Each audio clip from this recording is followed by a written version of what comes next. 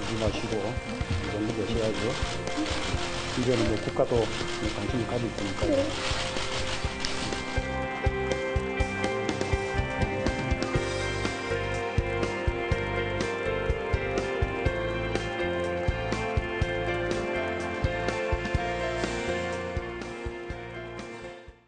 문재인 대통령이 가슴에 큰 상처가 있는 분들을 위로하는 일들을 쭉 해오고 있습니다. 차재원 교수님, 오늘은 세월호 유족들을 청와대로 초청해서 만났는데 여기에 대해서 사과를 했어요. 그렇죠.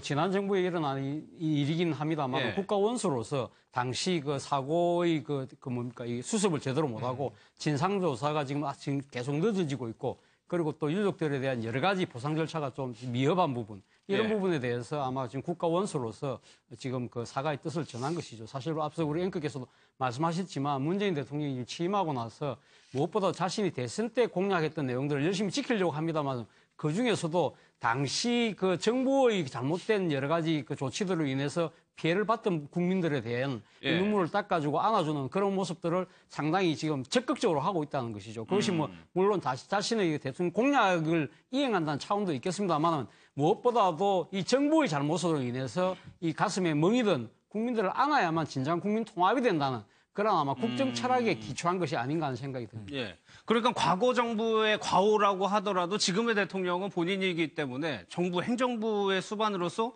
지금이라도 사과를 한다. 뒤늦게라도 뭐 사과하는 거는 뭐 가습기 살균제도 불러서 사과하고 그렇죠. 이런 태도 어떻게 보면 감성적인 접근으로서 굉장히 좋은 부분이죠. 지난번에 박근혜 전 대통령은 불통을 했잖아요. 아예 소통을 안 해버렸잖아요.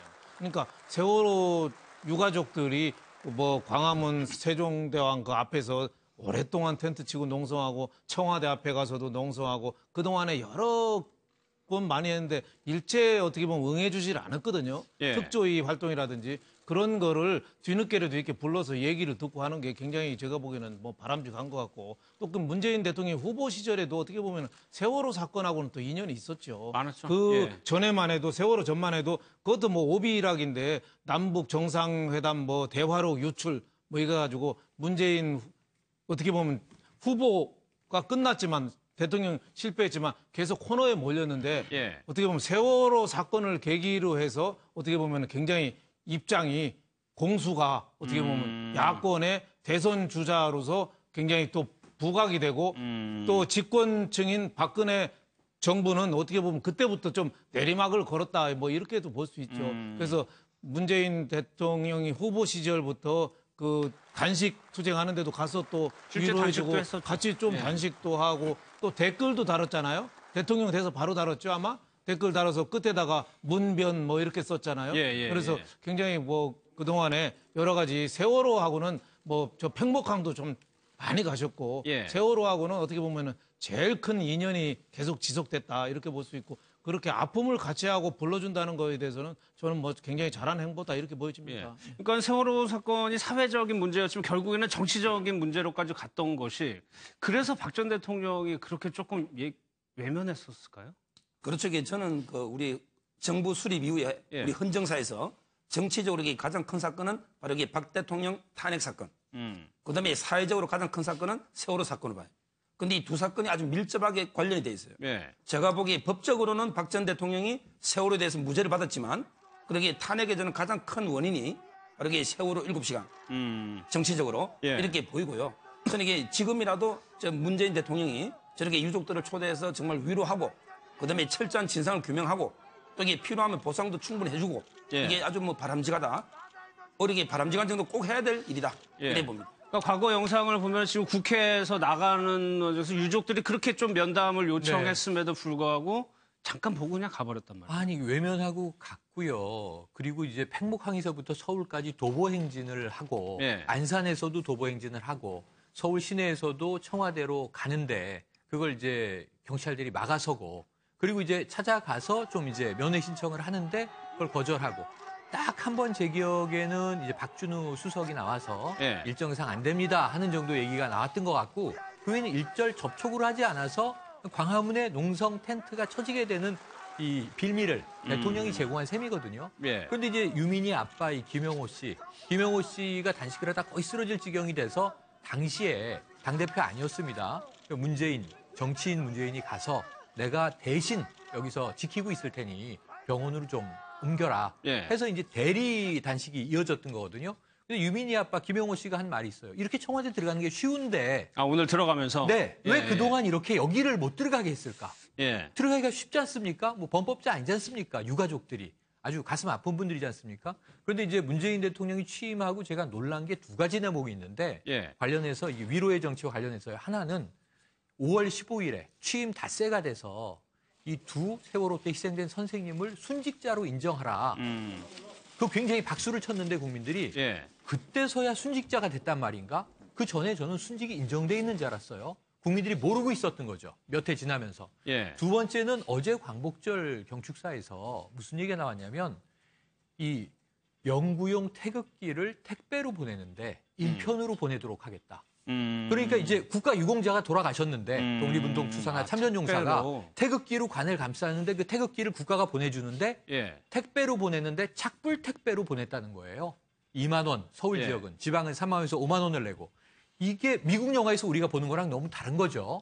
우리는 보통 의장대 군인들이 찾아와서 장교가 애도의 말씀을 전합니다.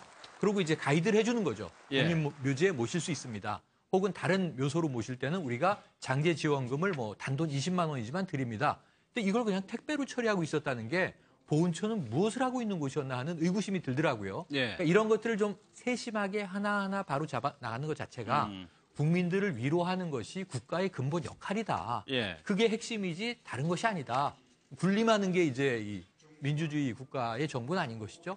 예. 이것을 이제야 좀 바로 알아가고 있는 이게 비정상의 정상화 아닐까 하는 생각이 예. 듭니다. 일단 뭐 감성적으로 위로하는 거 굉장히 중요하고 그 이후에 이제 이것이 됐으면 실질적으로 뭔가 조치로도 이어질 수밖에 없겠죠, 그러면. 그렇죠. 저희 지금 그 당장 문제는 지금 세월호 이거 진상 규명 자체 아니겠습니까? 예. 지금 세월호 선체는 지금 인양해서 지금 그 여러 가지 지금 수습과 함께 이 왜 그 당시 그러니까 그 세월호가 사건이 일어났는지 부분에 대한 원인을 지금 가리는 부분이 지금 시급한 문제고요. 그리고 또 하나는 이 세월호 조사 특위가 사실상 유명무실하게 끝났지 않습니까? 그것 때문에 세월호 그 조사 특위의 제2기 체제를 빨리 갖추는 부분, 이러한 부분들이 아마 제도적으로 아마 문재인 정부가 해야 될 과제가 아닐까 하는 생각입니다. 아울러서 예. 이 지금 세월호를 둘러싸고 상당히 이 세월호 문제가 이 정치적 쟁점이 되다시피 하면서 어떻게 보면 이게 정쟁의 소재가 됨으로써 상당히 그 조금 안 좋은 쪽으로 흘러가는 그래서 국민들 간에도 뭐 그 당시 집권 여당에서 놓은 이야기긴 합니다만은 세금 도둑이라는 뭐 이야기까지 하면서 세월호 유족들의 그 진상규명 노력에 대해서 상당히 좀 비난 어린 시선도 있었던 게 사실 아닙니까? 저는 무엇보다도 사실 빨리 이런 제도적 수습을 통해서 네. 이러한 세월호를 둘러싼 불필요한 정치적인 그 논쟁과 마찰이 없어야 된다. 그래서 이것이 진정한 국민 하화의 계기를 삼아야 될 것이 아닐까 하는 생각이 듭니다. 어제 경축사에서 문재인 대통령이 촛불 집회 얘기를 했는데 홍준표 대표가 그 부분을 좀 문제 삼았어요. 유영걸 대표께서는 좀 어떻게 보세요?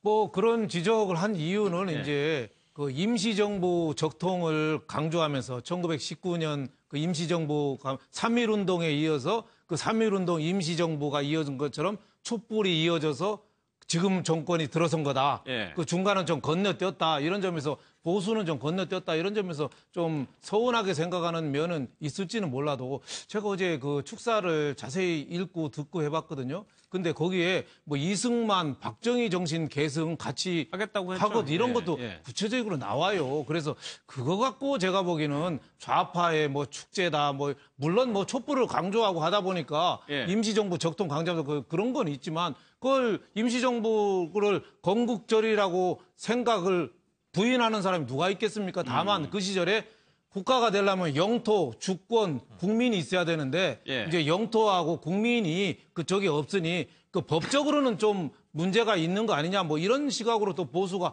1948년 8월 15일을 뭐 건국절로 생각하는 거 아니냐 뭐 이런 게 있는데 양쪽에 보면 다 저는 그거는 조금 무리한 어떻게 보면 홍준표 대표의 좀 비판이고 단 하나 부족하다면은 예. 너무 평화를 강조 꼭 평화가 와야 되고 전쟁이 안 와야 된다고는 했는데 어떻게 평화로 오는가 여기에 대해서는 좀 막연하게 평화만 주장을 한 거 아니냐. 그래서 홍준표 쪽 대표는 또 너무 또 독일 이때처럼 유화 정책만 우리는 강조했다. 그래서 좀 하자가 있다고 하는데 제가 보기에는 유화 정책 강조한 건 좋아요. 우리는 제재도 하고 대화도 해야 되고 어떻게 보면 우리가 운전석에 앉는다고 그랬는데 운전석이 지금 못 앉잖아요. 조수석도 못 앉잖아요. 그러니까 원래 운전석은 우리가 2종 면허를 갖고 있거든요. 근데 원래 운전석이 차가 1.5톤 덤프트럭이라 우리가 운전이 안 돼요. 우리가 운전할 수 있는 건 남북 대화 할 수 있는 승용차예요. 거기에 올라가서 대화하겠다는 거는 맞는데 대화를 하려면은 제가 어떤 조건에서 대화를 하려면 하는가. 여기에 대해서도 사실 축사에 물론 다 담을 수는 없지만 그런 점이 저는 조금 아쉽게 봤지 이거를 뭐 좌편향이다 이렇게 보기에는 조금 무리가 있는 비판 아니냐 저는 이렇게 느낌 개인적으로 들었습니다. 저는 이게 좀 달리 생각하는데요. 예를 들어 이게 그 보수 진영과 진보 진영이 건국이 언제냐 논쟁이 있잖아요. 이 문제를 이게 대통령이 세기를 박을 수 있습니까? 저는 이거는 역사학계 평가에 맡겨놔야지 대통령이 이게 이날이다, 19년이다 이런 식으로 세기를 박을 수 있는 상황이 저는 전혀 아니다.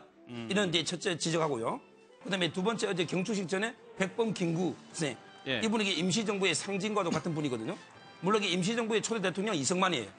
근데 백범 묘소만 같지만 본인이 이게 19대 대통령인데 초대 대통령 이승만 국립현충원 안 갔어요. 저는 이게 뭔가 좀 통합의 행보를 하려면 백범과 그다음에 우남 이승만 같이 이게 좀 참배하고 왔으면 어땠을까 이런 생각이 듭니다. 차 교수님까지만 듣겠습니다. 예, 뭐 저는 뭐 어제 홍준표 자유한국당 대표가 좌편향적인 그 기념식에 대해서 유감의 뜻을 표한 부분에 대해서 저는 조금 적절하지 못하다고 저는 느꼈습니다. 사실 뭐 지금 홍준표 자유한국당 대표가 항상 하시는 이야기 중에 항상 보면 그 이념적인 잣대로 지금 이제 이렇게 구분하는 그러한 연장선상에서 또 광복절의 그 기념사를 그렇게 본 것이 아닌가 하는 생각이 들어서 좀 씁쓸하다는 느낌이 들고요. 사실 뭐 홍준표 대표가 그렇게 생각하는 이유는 크게 봐서 두 가지일 겁니다. 첫 번째는 어제 뮤지컬을 했는데 거기에서 나왔던 가요가 그날의 오면이라는 운동권 가요가 불려졌다는 거. 그리고 또 방금 우리 서정욱 변호사가 이야기했던 이게 지금 건국절에 대한 그 아마 이야기를 하는 것 같습니다. 근데 뭐 사실 건국절 시비 자체는 2008년도죠. 제가 2008년도로 기억하는데 그 이명박 대통령이 사실 그때부터 1948년 건국의 의미를 부여하면서 소위 말해 유라이트의 사관을 가져오면서부터 지금 소위 말해서 진보 진영이 반발이 시작된 측면이 있는 거거든요. 그 부분에 대해서 아마 문재인 대통령 입장에서는 그런 식의 그 유라이트식의 사과는 안 된다는 식으로 명토를 박으려고 했던 것 같습니다. 이 부분에 대해서는 뭐 앞으로 역사학계에서 논의는 충분히 이루어져야 될 것 같습니다만 어쨌든 제1야당의 대표가 국가의 공식 기념일 자체를 좌편향이라고 한마디로 이렇게 재단한다는 것 자체는 조금은 좀 성급한 지적이 아니었나 생각을 지울 수 있습니다. 판매와 배포를 금지시켰는데 여전히 좀 돌아다니고 있다는 거고요. 그렇죠. 이게 항상 가처분이라는 거는 채권자와 채무자가 있거든요. 따라서 이게 채무자한테 효력이 생겨요. 이 말이 이게 전두환하고 그다음에 그 아들 있잖아요. 전제국 출판사장. 이 두 분한테만 가처분의 효력이 생겨서 이 두 분이 기존에 그 삭제라고 한 게 있잖아요. 법원에서 1권에. 그걸 삭제 안 하고 판매했을 때 권당 500만 원의 이행강제금을 내는 거거든요. 한 권당 500만 원. 근데 만약에 서점이나 이런 데서 기존에 있는 재고를 팔았다.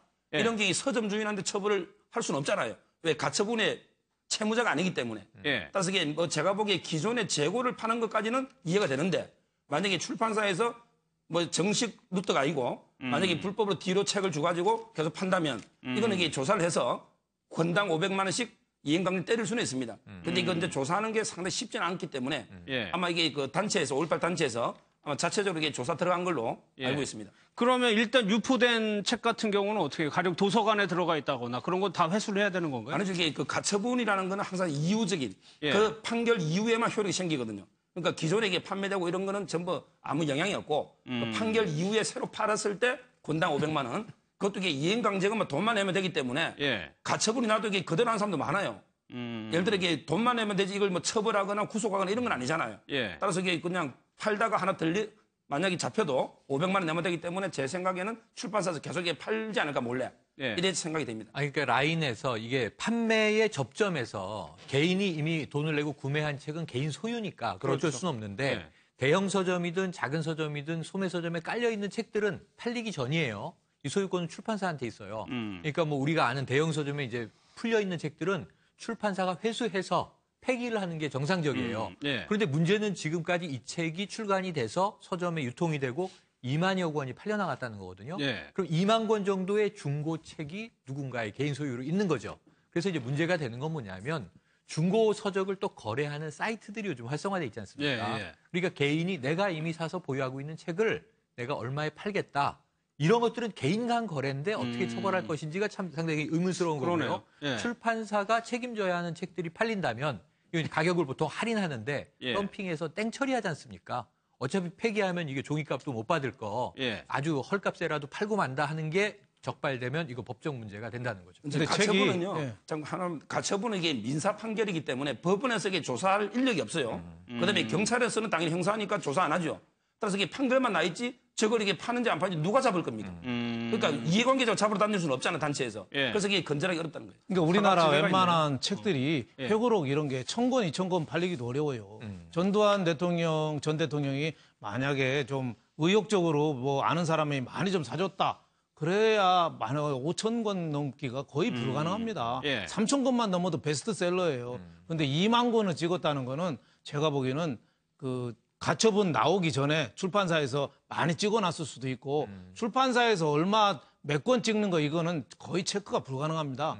좀 심하게 얘기하면은 출판사는 인쇄 떼먹고 사는 업종이다 이런 비판까지 있을 정도로 예. 얼마 찍는 건 몰라요. 그러니까 아마 이 가처분 그 결정 나기 전에 그 출판사에서 많이 좀 확보했거나 예. 아니면 지금 찍더라도 옛날에 찍은 거다 뭐 이렇게 하면은 또 밝힐 방법이 없으니까 오히려 책의 판매를 좀 더 홍보해준 그런 어떻게 보면 본의 아니게 그런 효과도 또 있다 그런 생각이 듭니다. 네, 또 하나의 문제는 지금 공공도서관에 지금 이제 책이 배포돼서 비치돼 있다는 부분이거든요. 이 부분은 지금 법원에서 가처분 신청하면서 이 회고록 자체가 상당히 조작된 내용을 포함하고 있다고 하기 때문에 도서관 당국에서 자체적으로 판단해서 이것은 아마 지금 철회하는 것이, 그러니까 서가에서 내리는 것이 맞는 도리가 아닐까 하는 생각입니다. 또 한 2만 권 팔았으면 또 추징금도 또 생각나거든요. 그렇죠. 예. 추징금 그 부분에 대해서 지금 법원이 그러니까 지금 출판사에 그러니까 그 전두환 대통령의 추징금 미납 부분 때문에 검찰이 인쇄에 대해서 지금 압수를 하려고 준비 중이라는 거. 예, 알겠습니다. 한 4천만 원 정도 수익이 생길 거로 예상이 된다고 하는데 글쎄 어떻게 될지도 한번 보겠습니다. 마무리하겠습니다. 1분 뒤에 다시 돌아오겠습니다.